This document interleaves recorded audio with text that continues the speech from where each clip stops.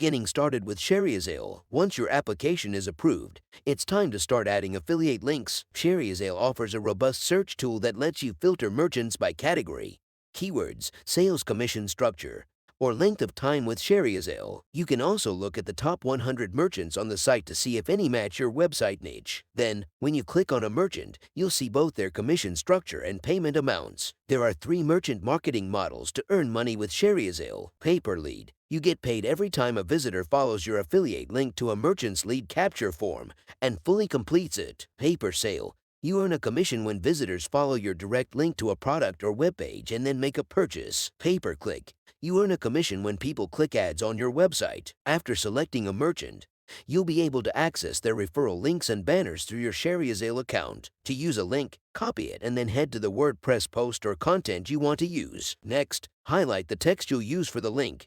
Click the Insert, Edit Link button in WordPress and paste the Shareasale affiliate URL. Shareasale pays commissions monthly, and you can log into your account at any time to check your earnings in real time. The Shareasale minimum threshold to cash out is $50.